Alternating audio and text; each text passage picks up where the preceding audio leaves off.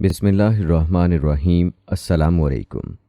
मोहतरम नाजरीन, इमाम गज़ाली रहमहुल्लाह का इसमें गरामी हम अक्सर सुनते हैं और तकरीबन हर किसी ने ये नाम लाजमी सुना होगा। लेकिन इमाम गज़ाली रहमहुल्लाह कौन थे और इस्लाम के लिए उनके कारनामे क्या हैं, ये बहुत कम लोग जानते हैं। आज की वीडियो में हम आपको बताएंगे कि इमाम गज़ाली रहमहुल्लाह की इस्लाम के लिए खिदमात क्या हैं और आप रहमतुल्लाह अलैह के रोशन कारनामे क्या हैं और तारीख़ इस्लाम में आपको क्या मकाम हासिल है। हमारी आज की ये वीडियो इंतहाई अहम होने वाली है, तो इसको बग़ैर स्किप किए आखिर तक लाजमी देखिएगा। नाजरीन, याद रहे कि इमाम गज़ाली रहमतुल्लाह अलैह इस्लामी तारीख़ का वो दरख्शां सितारा हैं जिसकी किरणें चौथी सदी हिजरी के वस्त में दुनियाए इस्लाम में नमूदार हुईं। इमाम गज़ाली रहमतुल्लाह अलैह ने अपने फ़िक्र अंगेज़ नज़रियात के सबब मुस्लिम दुनिया पर वो गहरे नकूश छोड़े हैं जो आज भी इस्लामी फ़लसफ़ा, इल्म व हिकमत, तसव्वुफ़ व रूहानियत, मुआशरती इक़दार और अखलाकियात की इस्लाह के लिए असासी हैसियत रखते हैं। इमाम गज़ाली रहमहुल्लाह ने अपने दौर में मौजूद इल्मी मकातिब के नज़रियात का बग़ौर मुतालिया किया और उनके नज़रियात के अब्दाल और इस्लाम की जामियत को दुनिया के सामने पेश किया। आप यकीनन अपने दौर के नाबग़ाए रोज़गार अशख़ास में शुमार होते थे। नाज़रीन, इमाम गज़ाली रहमहुल्लाह के इल्मी व फ़िक्री कारनामों पर नज़र डालने से पहले उनके हालात ज़िंदगी पर भी गहरी नज़र डालने की ज़रूरत है और उनके तजदीदी कारनामों का अहाता भी लाजिम है, क्योंकि आप रहमहुल्लाह की शख्सियत और अफ़कार के असरात आज भी इस्लामी फ़िक्र में असासी हैसियत रखते हैं जिनसे मुआशरती इस्लाह का सबक लिया जा सकता है। आइए नाजरीन, सबसे पहले उनके मुख्तसर हालात ज़िंदगी का तज़किरा करके उनके तजदीदी काम के मकासद और उस दौर के हालात का तज्ज़िया पेश करते हैं और ये जानने की कोशिश करते हैं कि मौजूदा दौर में आप रहमहुल्लाह की तालीमात से किस तरह रहनुमाई ली जा सकती है। नाजरीन, आपको बताते चलें कि इमाम गज़ाली रहमतुल्लाह अलैह का नाम मोहम्मद, हजरतुल इस्लाम नसब और गज़ाली आप रहमहुल्लाह का उर्फ़ है। सिलसिला नसब यूं बताया जाता है मोहम्मद बिन अहमद। आपको बताते चलें कि खरासान के अजला में एक ज़िले का नाम तूस है। उसमें दो शहर हैं, ताहिरान और तूफ़ान। इमाम साहब 450 हिजरी में ताहिरान में पैदा हुए। रिवायात के मुताबिक उनके बाप रिश्ता फ़रोश थे और इसी मुनासबत से उनका ख़ानदान गज़ाली कहलाता था। रिवायात बताती हैं कि इमाम साहब के वालिद इत्तफाक से तालीम से महरूम रह गए थे।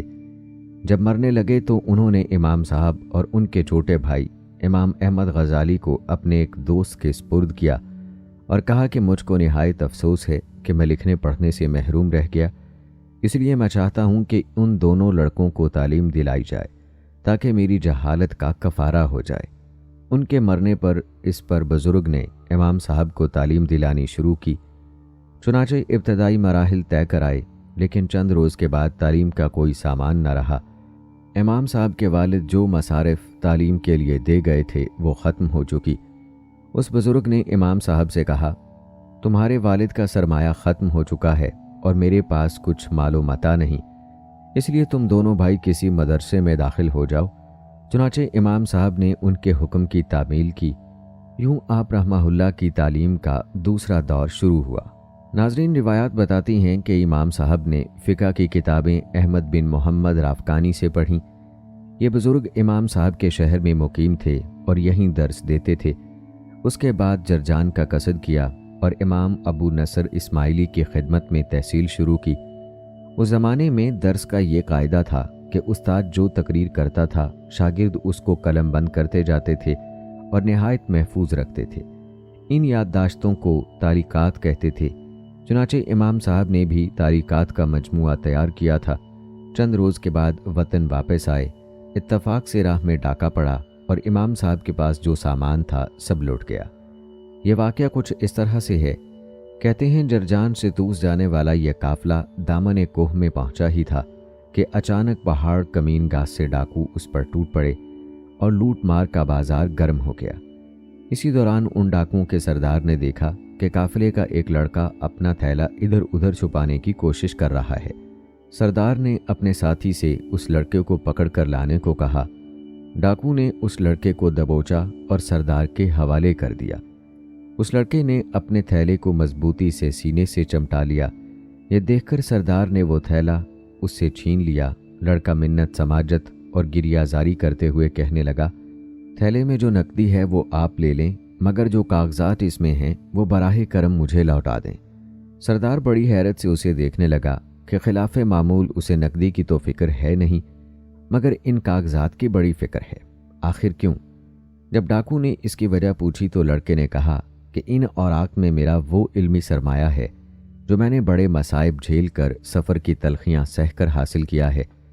अगर ये मुझसे छिन गया तो मैं अपने इस अजीज़ तरीन इल्मी सरमाए से महरूम हो जाऊंगा।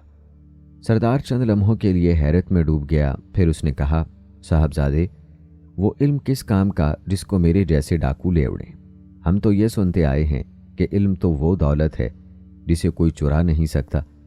यह कहकर थैला नौजवान की जानिब फेंक दिया। ये वो बात कहकर आगे बढ़ गया, मगर उधर उस लड़के के दिलो दिमाग में एक हलचल सी मच गई। सरदार के अल्फाज बार बार उसके जहन में गूंज रहे थे, वो इल्म किस काम का जिसको मेरे जैसे डाकू ले उड़ें। सोचते सोचते उसने अपनी ज़िंदगी का अहम तरीन फैसला कर लिया। वो ये कि अब लिखे हुए इल्म पर कभी इन्हसार नहीं करेगा। जो कुछ सीखेगा उसे करतास व कलम के हवाले करने के साथ साथ दिलो दिमाग में नक्श करेगा।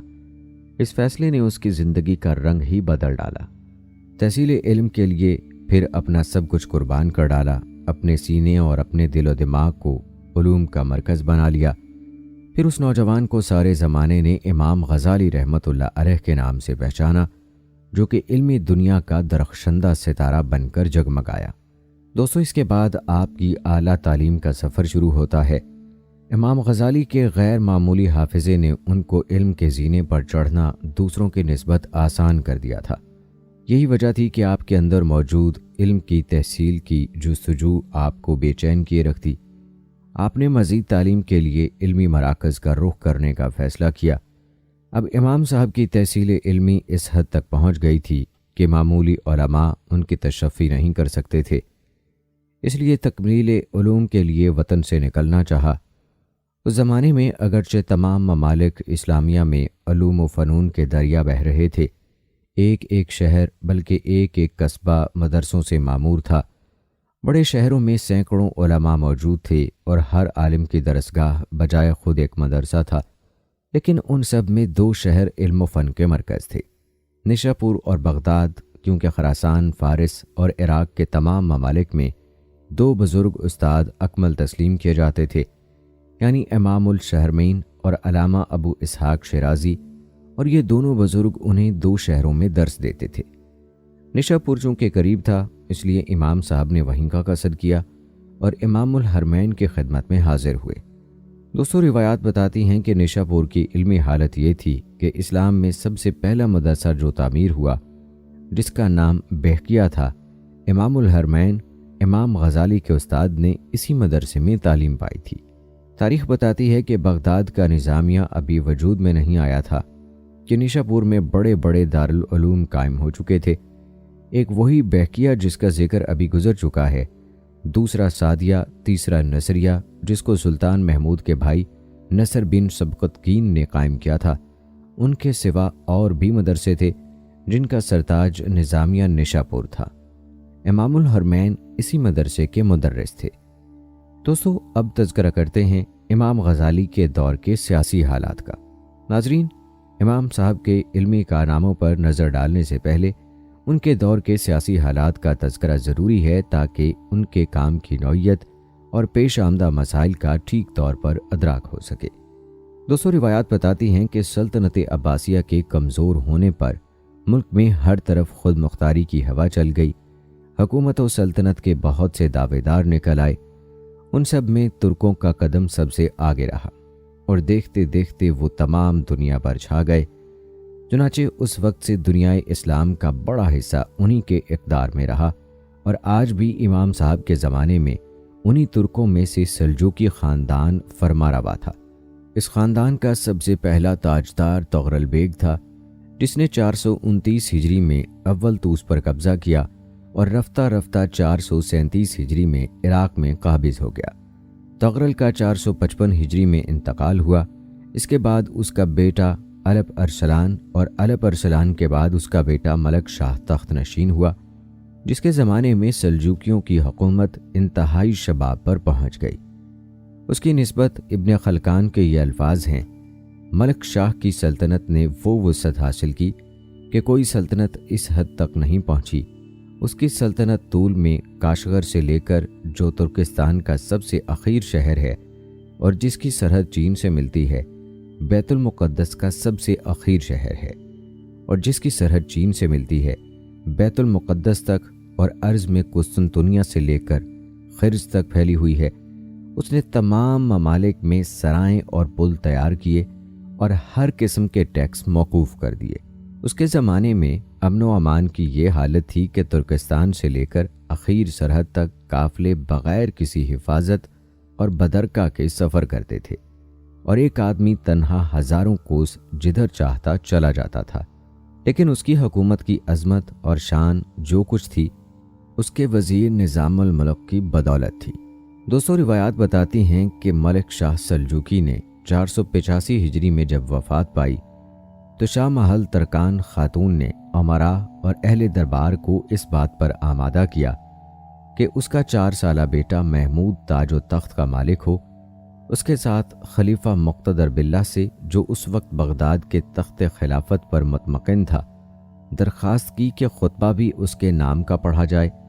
خلیفہ نے اپنی کمزوری کے لحاظ سے یہ قبول کیا کہ سلطنت کے تمام کاروبار ترکان خاتون ہی کے زیر حکومت انجام پائیں، لیکن خطبہ عباسی ہی خاندان میں قائم رہے۔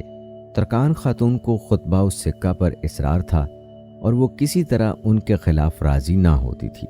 جب یہ مشکل کسی طرح حل نہ ہو سکی تو امام غزالی کو سفیر بنا کر بھیجا گیا، اور ان کے حسن تقریر یا تقدس کے اثر سے خاتون راضی ہو گئی اور ایک بڑا فتنہ فروغ ہو گیا۔ 200 روایات میں آتا ہے کہ 487 ہجری میں جب خلیفہ مقتدر باللہ نے وفات پائی اور خلیفہ مستظر باللہ عہدہ خلافت کے لیے پیش کیا گیا، تو اس کی بیعت میں اور اراکین سلطنت کے ساتھ ساتھ امام غزالی بھی شریک تھے۔ مستظر نہایت علم دوست اور قدردان تھا، اس لیے امام صاحب سے خاص قسم کا ربط رکھتا تھا۔ فرقہ باطنیہ نے جب بہت زور پکڑا تو خلیفہ نے امام صاحب کو حکم بھیجا کہ ان کی رد میں کتاب لکھیں۔ چنانچہ امام صاحب نے خلیفہ کے نام سے اس کتاب کو موسوم کیا اور مستظہر نام رکھا۔ یہ حکومت و خلافت کے تعلقات کی حالت تھی۔ علمی پایا یہ تھا کہ ان کے درس میں 300 مدرسین اور 100 امراء اور رفقا حاضر ہوتے تھے۔ درس کے علاوہ واعظ بھی فرماتے تھے، اور چونکہ وہ واعظ میں بھی ہمیشہ علمی مطالب بیان کرتے تھے، یہ واعظ بھی در حقیقت علمی لیکچر ہوتے تھے۔ چنانچہ ان واعظوں کو شیخ سعد بن الفارس المعروف بائن للسان قلم بند کرتے جاتے تھے۔ اس طرح 183 واعظ قلم بند کیے گئے، جن کا مجموعہ 2 ضخیم جلدوں میں تیار ہوا۔ امام صاحب نے اس مجموعے پر نظر ثانی کی اور اس نے مجالس غزالیہ کے نام سے شہرت پائی۔ 200 روایات بتاتی ہیں کہ نظام الملک نے تعلیم و تدریس کو وہ ترقی دی کہ تمام اسلامیہ میں چپا چپا پر مکاتب اور مدارس قائم کیے۔ روزتن فی اخبار الدولتین میں لکھا ہے کہ کوئی شہر ایسا نہ تھا جہاں اس کا تعمیر کردہ مدرسہ موجود نہ ہو، یہاں تک کہ جزیرہ ابن عمر میں بھی، جو بالکل ایک گوشے میں واقع ہے اور کسی کا وہاں گزر نہیں ہوتا، ایک بڑا مدرسہ قائم تھا۔ علامہ قزوینی نے آثار البلاد میں تصریح کی ہے کہ اس زمانے میں مدارس کا سالانہ خرچ 4 لاکھ اشرفیاں تھیں۔ اس کے سوا اپنے کل جاگیرات کا 10واں حصہ تعلیم کے مصارف پر وقف کر دیا تھا۔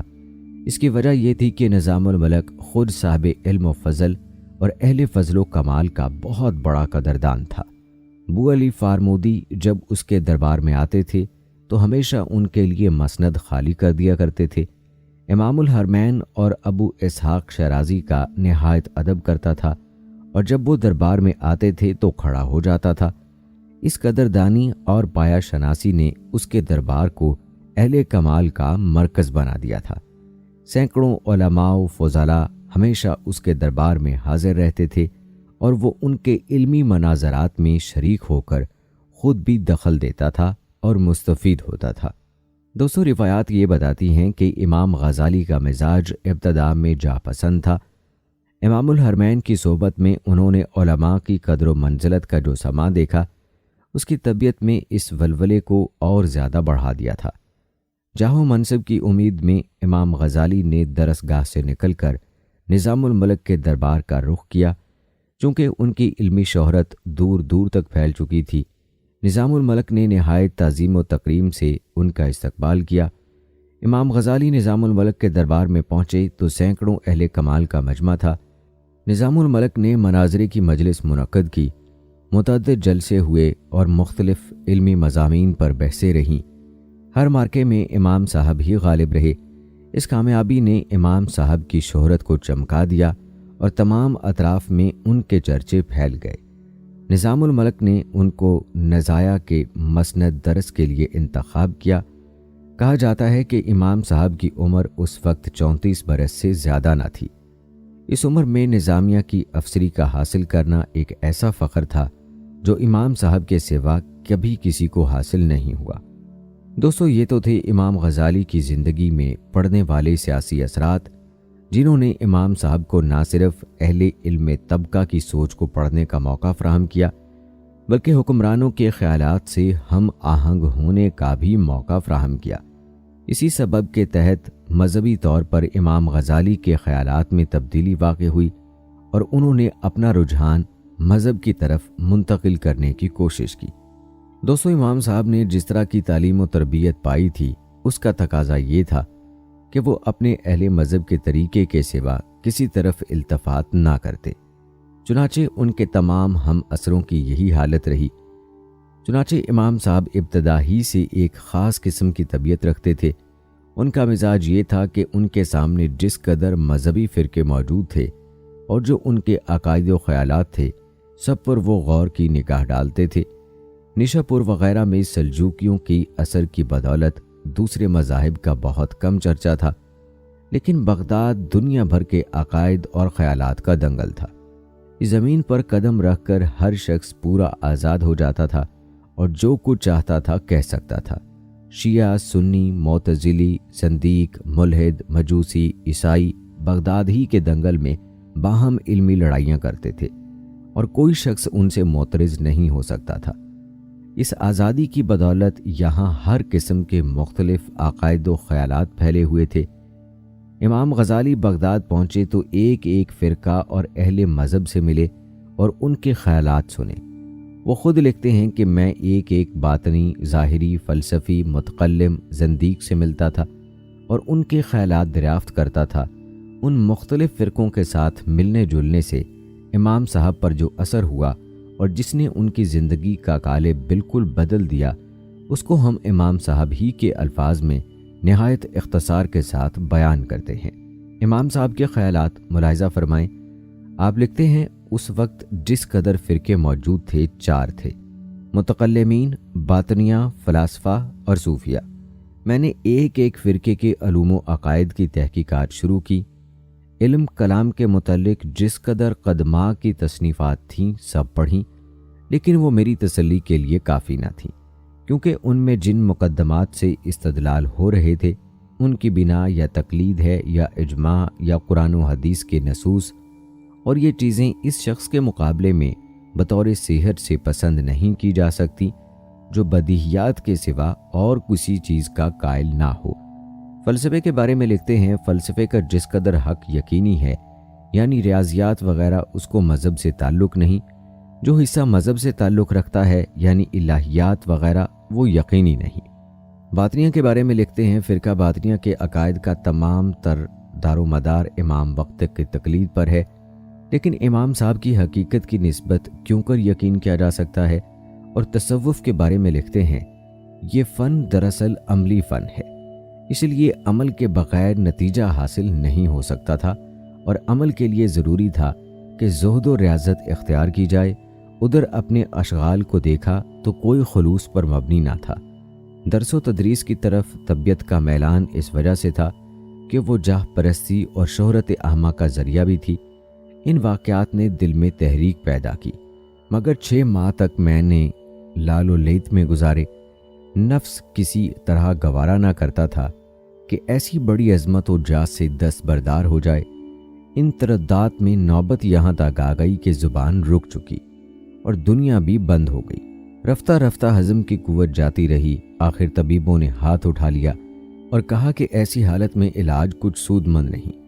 میں نے سفر کا قطعی ارادہ کر لیا۔ علماء ارکان سلطنت کو جب یہ خبر ہوئی تو سب نے نہایت الحاج کے ساتھ روکا اور حسرت سے کہا کہ یہ اسلام کی بدقسمتی ہے۔ دوستو، یہ تحریر ظاہر کرتی ہے کہ طبیعت میں بے چینی تھی، لہٰذا رخت سفر باندھنے کا مصمم ارادہ کر لیا۔ یہ کام اگرچہ طبیعت پہ بہت گراں تھا، مگر امام صاحب نے اس کو اختیار کر کے سب کچھ ترک کر دینے کا فیصلہ کر لیا تھا۔ روایات بتاتی ہیں کہ امام صاحب مدت سے ترک دنیا کا ارادہ کر رہے تھے، لیکن تعلقات کی بندش چھوٹ نہیں سکتی تھی۔ ایک دن واعظ کہہ رہے تھے کہ اتفاق سے ان کے چھوٹے بھائی امام احمد غزالی، جو صوفی اور صاحب حال تھے، آ نکلے اور یہ اشعار پڑھے: تم دوسروں کو ہدایت کرتے ہو مگر خود ہدایت نہیں پکڑتے، اور واعظ سناتے ہو لیکن خود نہیں سنتے۔ اے سنگ انسان، کب تک تو لوہے کو تیز کرتا رہے گا لیکن خود نہ کاٹے گا۔ البتہ دوستو، امام صاحب نے بغداد سے نکل کر شام کا رخ کیا اور دمشق پہنچ کر مجاہدہ و ریاضت میں مشغول ہوئے۔ روزانہ یہ شغل تھا کہ جامع اموی کے غربی مینار پر چڑھ کر دروازہ بند کر لیتے اور تمام دن مراقبہ اور ذکر و شغل کیا کرتے۔ متصل 2 برس تک دمشق میں قیام رہا، اگرچہ زیادہ اوقات مجاہدہ و مراقبہ میں گزارے، تاہم علمی اشغال بھی ترک نہیں ہوئے۔ جامع اموی جو دمشق کی گویا یونیورسٹی تھی، اس میں غربی جانب جو زاویہ تھا، وہاں بیٹھ کر ہمیشہ درس دیا کرتے تھے۔ روایات کے مطابق آپ نے 2 برس کے بعد دمشق سے بیت المقدس کا رخ کیا۔ علامہ ذہبی نے لکھا ہے کہ جب امام صاحب دمشق میں تھے تو ایک دن مدرسہ امینیہ میں تشریف لے گئے۔ مدرس نے، جو امام صاحب کو پہچانتا نہ تھا، سلسلہ تقریر میں کہا کہ غزالی نے یہ لکھا ہے۔ امام صاحب اس خیال سے کہ یہ امر عجب اور غرور کا سبب ہوگا، اسی وقت دمشق سے نکل کھڑے ہوئے۔ بہرحال دمشق سے نکل کر بیت المقدس پہنچے۔ یہاں بھی یہ شغل رہا کہ صخرہ کے حجرے میں داخل ہو کر دروازہ بند کر لیتے اور مجاہدہ کیا کرتے۔ روایات بتاتی ہیں کہ آپ بیت المقدس کی زیارت سے فارغ ہو کر مقام خلیل گئے، جہاں حضرت ابراہیم علیہ السلام کی قبر ہے۔ پھر حج کی نیت سے مکہ معظمہ اور مدینہ منورہ کا قصد کیا۔ مکہ میں مدت تک قیام رہا۔ اسی سفر میں مصر و اسکندریہ پہنچے اور اسکندریہ میں مدت تک قیام رہا۔ ابن خلقان کا بیان ہے کہ یہاں سے یوسف بن تاشقین سے ملنے کے لیے مراکش جانا چاہتے تھے، لیکن اسی اثناء میں یوسف کا انتقال ہو گیا اور اس ارادے سے باز آنا پڑا۔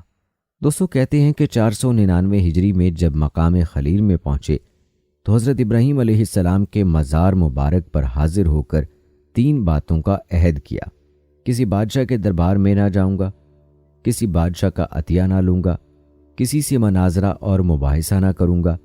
چنانچہ مرتے دم تک ان باتوں کی پابند رہے۔ دوستو، امام صاحب کو جس چیز نے بیابان نوروردی پر آمادہ کیا تھا وہ تحقیق کے حق اور انکشاف حقیقت کا شوق تھا۔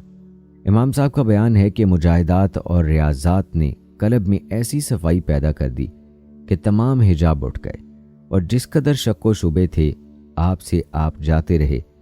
انکشاف حق کے بعد امام صاحب نے دیکھا کہ زمانے کا زمانہ مذہب سے متزلزل ہو رہا ہے اور فلسفہ عقلیات کے مقابلے میں مذہبی عقائد کی ہوا اکھڑی جاتی ہے۔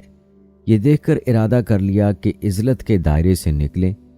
اس نے اتفاق یہ کہ اسی زمانے میں سلطان وقت کا حکم پہنچا کہ درس کی خدمت قبول کریں۔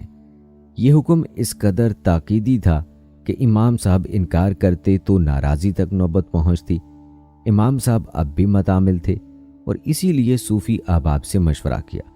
سب نے عزلت کی چھوڑنے کی رائے دی۔ بہت سے مقدس لوگوں کو خواب میں القاء ہوا کہ یہاں امر خدا کی خوشنودی کا باعث ہے۔ سب سے بڑھ کر یہ خیال پیدا ہوا کہ حدیث وارد ہے کہ خدا ہر نئی صدی کے آغاز پر ایک مجدد پیدا کرتا ہے۔ اتفاق سے 5ویں صدی کے آغاز کو ایک ہی مہینہ باقی تھا۔ دوستو، یوں امام صاحب دوبارہ تدریس کی جانب لوٹے اور ذیقعدہ 499 ہجری میں امام صاحب نے نیشاپور کے مدرسے نظامیہ میں مسند درس کو دوبارہ زینت دی اور بدستور پڑھنے پڑھانے میں مشغول ہوئے۔ امام صاحب نے سلطان وقت کے لفظ سے جس کو تعبیر کیا ہے وہ فخر الملک تھا، جو نظام الملک کا سب سے بڑا بیٹا تھا اور اس زمانے میں سنجر سلجوقی یعنی پسر ملک شاہ کا وزیر اعظم تھا۔ وہ نہایت علم دوست اور شناس تھا۔ امام غزالی کے تقدس اور جامعیت کا شہرہ سن کر خود ان کی خدمت میں حاضر ہوا اور نہایت عقیدت ظاہر کی۔ اس کے ساتھ نہایت عاجزی سے عرض کی کہ نظامیہ نیشاپور کی مدرسی قبول فرمائیے۔ دوستو، روایات بتاتی ہیں کہ امام صاحب کی مقبولیت عام جس قدر روز بروز ترقی کرتی جاتی تھی، ان کے حاسدوں کا گروہ بھی بڑھتا جاتا تھا۔ خصوصاً امام نے احیاء العلوم میں جس طرح تمام علماء و مشائخ کی ریاکاریوں کی قلعی کھولی تھی، اس نے ایک زمانے کو اپنا دشمن بنا دیا تھا۔ نوبت یہاں تک پہنچی کہ ایک گروہ نے مخالفت پر کمر باندھی اور وہ اعلانیہ ان کی آبرو ریزی کی فکر میں ہوتے۔ روایات بتاتی ہیں کہ امام صاحب نے آغاز شباب میں ایک کتاب منخول نامی اصول فقہ میں تصنیف کی تھی، جس میں ایک موقع پر امام ابو حنیفہ پر نہایت سختی کے ساتھ نکتہ چینی کی تھی اور نہایت گستاخانہ الفاظ ان کی شان میں استعمال کیے تھے۔ امام کے مخالفین کے لیے یہ عمدہ دستاویز تھی۔ یہ لوگ سنجر کے دربار میں یہ کتاب لے کر پہنچے اور اس پر زیادہ آب و رنگ چڑھا کر پیش کیا۔ اس کے ساتھ امام صاحب اور تصنیف کے مطالب ہی الٹ پلٹ کر بیان کیے اور دعویٰ کیا کہ امام غزالی کے عقائد زندیقانہ اور ملحدانہ ہیں۔ روایات بتاتی ہیں کہ سنجر خود اتنا صاحب علم نہ تھے کہ بدگوئیوں کی شکایتوں کا خود فیصلہ کر سکتے، جبکہ دستار والوں نے جو کچھ کہا اس کو یقین آ گیا اور امام غزالی کی حاضری کا حکم دیا۔ امام صاحب عہد کر چکے تھے کہ کسی بادشاہ کے دربار میں نہ جائیں گے۔ ادھر فرمان شاہی کا بھی لحاظ تھا، اس لیے مشہد رضا تک گئے اور وہاں ٹھہر گئے۔ سلطان کو زبان فارسی میں ایک مفصل خط لکھا۔ کہتے ہیں اس خط کو پڑھ کر سلطان امام صاحب کی زیارت کا مشتاق ہوا اور درباریوں سے کہا کہ میں چاہتا ہوں کہ روبرو باتیں کر کے ان کے عقائد و خیالات سے واقف ہوں۔ مخالفین کو یہ حال معلوم ہوا تو ڈرے کہ کہیں بادشاہ پر امام صاحب کا جادو نہ چل جائے، اس لیے یہ کوشش شروع کی کہ امام صاحب لشکر گاہ تک آئیں لیکن دربار میں نہ جانے پائیں۔ امام صاحب ناچار لشکر گاہ میں آئے اور معین الملک سے ملے۔ معین الملک بڑے عزت و احترام کے ساتھ پیش آیا اور ان کے ساتھ ساتھ سنجر کے دربار تک گیا۔ سنجر کی طرف خطاب کیا اور ایک طویل تقریر کی جو بینہ ان کے مکاتبات میں درج ہے۔ گفتگو کے خاتمے پر کہا کہ مجھ کو دو باتیں عرض کرنی ہیں۔ ایک یہ کہ توس کے لوگ پہلے ہی بد انتظامی اور ظلم کی وجہ سے تباہ تھے، اب سردی اور قحط کی وجہ سے بالکل برباد ہو گئے۔ ان پر رحم کر، خدا تجھ پر بھی رحم کرے گا۔ افسوس مسلمانوں کی گردنیں مصیبت اور تکلیف سے ٹوٹی جاتی ہیں اور تیرے گھوڑوں کی گردنیں توق ہائی زیریں کے بار سے۔ دوسرے یہ کہ میں 12 برس گوشہ نشین رہا، پھر فخر الملک نے یہاں آنے کے لیے اصرار کیا۔ میں نے کہا کہ یہ وہ وقت ہے کہ کوئی شخص ایک بات بھی سچ کہنی چاہے تو زمانہ اس کا دشمن بن جاتا ہے، لیکن فخر الملک نے نہ مانا اور کہا کہ بادشاہ وقت عادل ہے، اگر کوئی خلاف بات ہو گئی تو میں سینہ سپر ہوں گا۔ میری نسبت جو مشہور کیا جاتا ہے کہ میں امام ابو حنیفہ پر تان کیے ہیں، محض غلط ہے۔ امام ابو حنیفہ کی نسبت میرا وہی اعتقاد ہے جو میں نے کتاب الاحیاء العلوم میں لکھا ہے۔ میں ان کو فن فقہ میں انتخاب روزگار سمجھتا ہوں۔ روایات میں آتا ہے کہ امام صاحب کی تقریر سن کر مخبر نے کہا کہ آج عراق اور خراسان کے تمام علماء کا مجمع ہوتا تو سب لوگ آپ کے کلام سے مستفید ہوتے، تاہم یہ حالات آپ اپنے ہاتھ سے قلم بند کیجئے تاکہ تمام ممالک میں مشتہر کیے جائیں، جس سے لوگوں کو معلوم ہوگا کہ حالات کی نسبت کیسا ہے۔ آپ کو درس کی خدمت ضرور قبول کرنی ہوگی۔ فخر الملک نے آپ کو نیشاپور کے قیام پر مجبور کیا تھا۔ میرا ادنا خادم تھا، میں حکم دوں گا کہ تمام علماء سال میں ایک بار آپ کی خدمت میں حاضر ہوں اور اپنی مشکلات آپ سے حل کریں۔ لیکن دوستو، روایات بتاتی ہیں کہ مخالفین اب بھی اپنی شرارت سے باز نہ آئے۔ امام صاحب کے پاس جا کر ان سے پوچھا کہ آپ اپنے مذہب میں کس کے مقلد ہیں؟ امام صاحب نے کہا عقلیات و عقل کا۔ اور منقولات میں قرآن کا، ائمہ میں کسی کا مقلد نہیں ہوں۔ روایات کے مطابق 500 ہجری میں سلطان محمد بن مالک بادشاہ نے جب نظام الملک کے بڑے بیٹے احمد کو وزیر اعظم مقرر کر کے قوام الدین نظام الملک صدر الاسلام لقب دیا تو اس نے امام صاحب کو پھر بغداد میں بلانا چاہا۔ احمد بن نظام الملک نے خود امام صاحب کو جو خط لکھا اس کا محاصل یہ تھا کہ اگرچہ آپ جہاں تشریف رکھیں گے وہی جگہ درسگاہ عام بن جائے گی، لیکن جس طرح آپ مقتدائے روزگار ہیں آپ کی قیام گاہ بھی وہی شہر ہونا چاہیے جو تمام اسلام کا مرکز اور قبلہ گاہ ہو، تاکہ تمام دنیا کے ہر حصے کے لوگ بآسانی وہاں پہنچ سکیں، اور ایسا مقام صرف دارالاسلام بغداد ہے۔ روایات بتاتی ہیں کہ امام صاحب نے ان خطوط فرامین کے جواب میں ایک طویل خط لکھا اور بغداد نہ آنے کے متعدد عذر لکھے۔ غرض خلافت و سلطنت کی طرف سے تو بہت کچھ ہوا، لیکن امام صاحب نے صاف انکار کیا اور گوشہ عافیت سے باہر نہ نکلے۔ 200 روایات کے مطابق امام صاحب نے حدیث کا فن اثناء تحصیل میں نہیں سیکھا تھا۔ اب اس کی تکمیل کا خیال آیا۔ حافظ عمر ابن الحسن الرداسی ایک مشہور محدث تھے، وہ اتفاقی طوس میں آئے۔ امام صاحب نے ان کو اپنے ہاں مہمان رکھا اور ان سے صحیح بخاری اور مسلم کی سند لی۔ حافظ ابن عساکر نے لکھا ہے کہ امام صاحب نے صحیح بخاری ابو اسماعیل حفنی سے پڑھی۔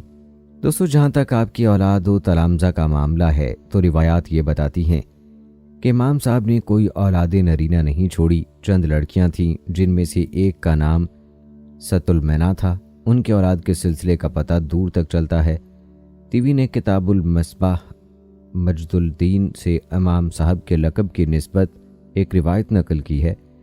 شیخ مجد الدین چھٹی پشت میں ست المنا کی اولاد میں سے تھے اور 701 ہجری میں موجود تھے۔ البتہ امام صاحب کے شاگرد نہایت کثرت سے تھے۔ خود امام صاحب نے ایک خط میں 1000 تعداد بیان کی ہے۔ ان میں بعض بڑے نامور گزرے ہیں۔ محمد بن تومرت، جس نے اسپین میں خاندان تاشفتین کو مٹا کر ایک نہایت عظیم الشان سلطنت کی بنیاد ڈالی، امام کا ہی شاگرد تھا۔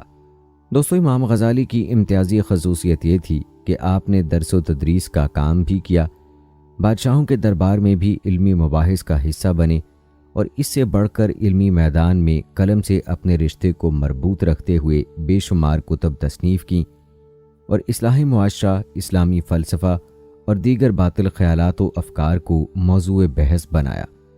ابن الاسیر نے لکھا ہے کہ امام صاحب نے احیاء العلوم اسی سفر میں تصنیف کی اور دمشق میں کتاب مذکور کو ہزاروں شائقین نے خود انہی سے پڑھا۔ بعض نامور مورخوں نے اس واقعے کی صحت سے اس بنا پر انکار کر لیا کہ اس قسم کے سفر میں اس طرز کی کتاب کیوں کر تصنیف کی جا سکتی ہے۔ بے شبہ امام صاحب جس جذبہ بے خودی کی حالت میں سفر کے لیے اٹھے، اس کے لحاظ سے تصنیف و تالیف کا سلسلہ قیاس میں نہیں آ سکتا، لیکن زیادہ تحقیق اور کاوش سے معلوم ہوتا ہے کہ 10 برس کی مدت سفر میں ان کی حالت یکساں نہیں رہی۔ مدتوں اگر ان پر جذبہ محویت طاری رہی تو برسوں وہ سلوک کے عالم میں بھی رہے، اور اس زمانے میں وہ ہر قسم کے علمی اشغال میں مصروف رہتے تھے۔ رسالہ قواعد العقائد میں ہے، انہوں نے اسی سفر میں بیت المقدس والوں کی فرمائش پر لکھا۔ دوستو، امام صاحب کے چند نامور تصانیف کے نام یہ ہیں: احیاء العلوم حجت الحق، اسرار الانوار الرسالۃ القدسیہ، بیان فسائے عقیدۃ المصباح، تنبیہ الغافلین منقول، جواہر القرآن وجیز۔ دوستو، روایات بتاتی ہیں کہ امام صاحب اخیر میں اگرچہ بالکل عابد بن گئے تھے اور شب و روز مجاہدات و ریاضات میں بسر کرتے تھے، لیکن اس کے باوجود تصنیف و تالیف کا مشغلہ بالکل ترک نہ ہوا۔ اصول فقہ میں مصطفی جوان کی نہایت اعلیٰ درجے کی تصنیف ہے، 504 ہجری کی تصنیف ہے، اور یہ آپ کی آخری تصنیف تھی۔ اس سے 1 برس بعد امام صاحب نے انتقال کیا۔ دوستو، علامہ نووی نے بستان میں ایک مسند شخص نقل کیا ہے کہ میں نے امام غزالی کی تصنیفات اور ان کی عمر کا حساب لگایا تو روزانہ اوسط 4 کراسہ پڑا۔ کراسہ 4 صفوں کا ہوتا ہے، اس حساب سے 16 صفحے روزانہ ہوا، اور یہ مقدار امام صاحب کے اور مشاغل کے ساتھ در حقیقت حیرت انگیز ہے۔ دوستو، یہ عجیب بات ہے کہ امام صاحب کی تصنیفات کے ساتھ جو اعتنا یورپ نے کی، خود مسلمانوں نے نہیں کی۔ بے شبہ مسلمانوں نے امام صاحب کی اکثر تصنیفات محفوظ رکھیں اور ان پر شروع حواشی لکھے، لیکن یہ التفات تصوف و اخلاق کے متعلق تھیں، عقلیات میں جو ان کی مارکہ آرا تصنیفات ہیں، اور جہاں آ کر ان کا اصلی جوہر کھلتا ہے، ان کو کسی نے آنکھ اٹھا کر نہیں دیکھا، بلکہ اس قسم کی کتابوں کو ہمارے علماء ان کی طرف منسوب بھی نہیں ہونے دیتے، اور یہی وجہ ہے کہ اسلامی کتب خانوں میں ان تصنیفات کا بہت کم پتہ چلتا ہے۔ منقول جو اصول فقہ اور امام صاحب کی پہلی تصنیف ہے، بڑے مارکے کی تصنیف ہے، اور چونکہ آغاز شباب کی ہے، امام صاحب اس میں کسی امام یا مجتہد کے پابند نہیں، بلکہ جو کچھ کہتے ہیں نہایت بے باکی اور آزادی سے کہتے ہیں۔ صرف اس عیب کی وجہ سے یہ کتاب علماء کی نظر سے گر گئی۔ روایات بتاتی ہیں کہ امام غزالی کی ہمہ گیر شخصیت نے ہر جگہ اپنا لوہا منوایا ہے۔ امام کو تحصیل علم کے بعد نظام الملک کے دربار میں پیش ہونے کا موقع ملا، اور آپ نے وہاں اپنے آپ کو مسائل پر گہری نظر رکھنے والا فقیہ، لطیف نکات کو عمدگی سے بیان کرنے والا متکلم، اور فکر و دانش سے بھرپور اور دلائل سے لیس فلسفی کی حیثیت سے منوایا۔ اس دوران آپ نے فلسفہ، منطق، علم کلام اور تصوف وغیرہ پر شورا آفاق تصانیف تحریر کیں اور باطل نظریات کا پردہ چاک کیا۔ اس اہم کام کی انجام دہی سے پہلے آپ نے مکمل طور پر ان علوم کا مطالعہ کیا جن سے آپ کو سابقہ پیش آنا تھا۔ یہی وجہ تھی کہ آپ نے ان موضوعات پر ماہرانہ انداز میں قلم اٹھایا۔ دوستو، غور طلب بات یہ ہے کہ امام کے وہ کیا بنیادی کام تھے جن کے سبب آپ نے معاشرتی تبدیلی کی راہ ہموار کی۔ اس سلسلے میں ان کے دو نمایاں تجدیدی کام ہیں جو انہوں نے انجام دیے۔ ایک تو فلسفہ اور باطنیت کی نظریات کا ڈٹ کر مقابلہ کیا۔ اس محاذ پر ان کا مقابلہ مشکلمین سے تھا جو ہر بات کو عقل کی آنکھ سے دیکھتے تھے، دوسرے باطنیہ سے جن کا دعویٰ تھا کہ ان کے پاس خاص اسرار ہیں جو انہوں نے معصوم امام سے علم حقائق کی صورت حاصل کیے۔ تیسرے فلاسفہ تھے جو منطق و استدلال کے پیروکار تھے۔ چوتھا تصوف کا پورا نظام تھا جس نے آغاز میں تو انہیں متاثر کیا کہ یہی وہ ذریعہ تھا جس سے ظاہر و باطن کی اصلاح ممکن تھی، مگر امت کے اس عظیم بگاڑ کے آگے اپنی اصلاح و تسکین ہیش تھی۔ وہ وقت کا تقاضا تھا کہ میدان میں آ کر اہل فلسفہ اور عقلیات کے ماہرین کا مقابلہ کیا جائے کہ ان کی سوچ علماء اور صوفیاء تک پر غالب آ چکی تھی۔ لہٰذا امام نے خلوت کی زندگی چھوڑ کر اس کام کے لیے کمر کس لی۔ اسی طرح امام نے معاشرت کے اخلاقی و اسلامی جائزہ لے کر اس پر تنقید کی اور اس کی اصلاح کی عملی تدبیر کی۔ اپنی کتاب احیاء العلوم الدین میں انہوں نے معاشرتی اصلاح کی بات کی ہے۔ اصلاح معاشرت کے لیے ضروری تھا کہ علمی و دینی حلقوں میں پھیلی کمزوریوں اور بالعموم معاشرتی خرابیوں کو اجاگر کیا جائے۔ اس کے لیے انہوں نے نہ صرف اپنے پورے زمانے کا جائزہ لیا بلکہ دقیق نظری کے ساتھ پوری اسلامی تاریخ کا نچوڑ بھی پیش کیا، اور اول درجے پر علماء اور اہل دین کو ہدف تنقید بنایا۔ انہوں نے لکھا کہ کچھ علماء تو درباری بن کر بادشاہوں کی جی حضوری کرتے رہے اور بقیہ مناظروں اور مباحثوں میں جت گئے، اور اپنا سارا زور مسالک کے باہمی اختلافات پر لایانی بحث میں صرف کرتے رہے۔ اس رجحان نے علماء کو کلیات سے نکال کر فروعات میں لگا دیا جو ان کے علم کے محدود ہونے کا ذریعہ بنا۔ علم کا حصول اپنے اپنے مسلک کے دفاع کے لیے اور بادشاہوں کا قرب حاصل کرنے کے لیے ہونے لگا، کیوں بادشاہوں نے اپنی دل لگی کے لیے اس قسم کے مشاغل اختیار کیے رکھے تھے کہ علماء کے درمیان مباحثہ کروا کر ان علماء کا طرز گفتگو، شعلہ بیانی، دلائل کو پیش کرنے کا انداز اور منطق کا استعمال دیکھ کر محفوظ ہوا جائے۔ چنانچہ علماء تحصیل علم کے مقصد کو پس پشت ڈال کر ان مجادلوں میں لگ گئے، اور یوں یہ ساری بحث و تمہیس کسی صورت معاشرتی اصلاح کا ذریعہ تو نہ بنی، البتہ عوام کو لڑوانے اور ان میں مسلکی عصبیت کا بیج بونے کا سبب ضرور بنی۔ ناظرین، امام معاشرتی اصلاح کا دوسرا ہرکارہ سلاطین وقت کو قرار دیتے ہیں، جن کا طرز حکومت بدترین معاشرت اور بےہودہ معیشت کی بنیاد بنا۔ حرام مال اس طرح ہر طرف موجود تھا کہ بادشاہوں تک پہنچنے والے مال میں حلال کی کوئی مد نہ ہوتی، لے دے کر جزیے کی رقم تھی جو حلال ذریعہ تھی اور وہ بھی ظالمانہ طریقوں سے وصول کیا جاتا۔ ناظرین، امام غزالی نے محض تحریر و تصنیف پر اکتفا نہیں کیا، بلکہ جب بھی کسی بادشاہ سے ملنے کا اتفاق ہوا آپ نے ببانگ دہل اس عمل پر تنقید کی۔ شاہ سلجوقی کا بیٹا سلطان سنجر پورے خراسان کا فرمانروا تھا۔ امام نے ملاقات کر کے اس سے خطاب کرتے ہوئے کہا، افسوس کہ مسلمانوں کی گردنیں مصیبت اور تکلیف سے ٹوٹی جاتی ہیں اور تیرے گھوڑوں کی گردنیں تو کہائے زریں کے بار سے۔ اس کے علاوہ انہوں نے اپنے زمانے کے دیگر طبقات پر بھی تنقید کی اور ان کی کمزوریوں کو بیان کیا۔ اپنی کتاب احیاء العلوم میں ایک مستقل حصے میں آپ نے ان فریب خوردہ اشخاص اور ان کی غلط فہمیوں اور ان کی خود فریبی کا حال اس طرح بیان کیا ہے کہ یہ کام ایک مجدد ہی انجام دے سکتا تھا۔ علماء کا علم کلام، تصوف، وعظ و تذکیر، علم حدیث اور اس کے متعلقات، نحو، صرف کی تحقیق اور شعر گوئی وغیرہ میں مبالغہ آرائی سے کام لینے پر انہوں نے شدید تنقید کی۔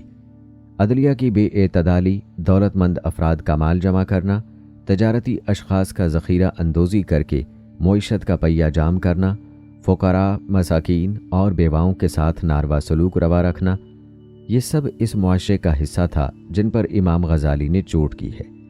اس کے ساتھ ساتھ عبادت میں لوگوں کا ڈنڈی مارنے اور روحانیت سے دور ہونے کے معاملے پر آپ نے بہترین انداز میں اصلاح کی ہے۔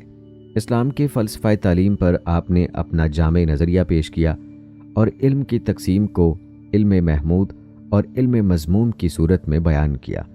پھر آپ کے نزدیک ایک علم محمود میں مزید تقسیم ہے جس کے تحت ایک علم فرض عین ہے جو دین اسلام کا بنیادی علم قرآن، حدیث، فقہ اور تاریخ اسلام وغیرہ کی صورت میں ہے، جبکہ فرض کفایہ اصلی علوم ہیں جو بحیثیت قوم سیکھنے اور دنیاوی ترقی کے حصول کا ذریعہ ہیں۔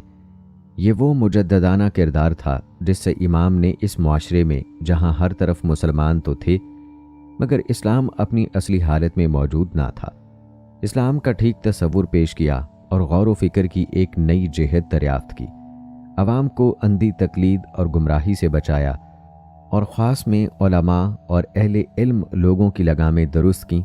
ان سب امور کی انجام دہی میں امام نے صرف قلمی جد و جہد نہیں کی بلکہ عوام میں درس و تدریس کی اور اہل علم و اہل اقتدار لوگوں کے سامنے جرأت مندانہ کلام کیا۔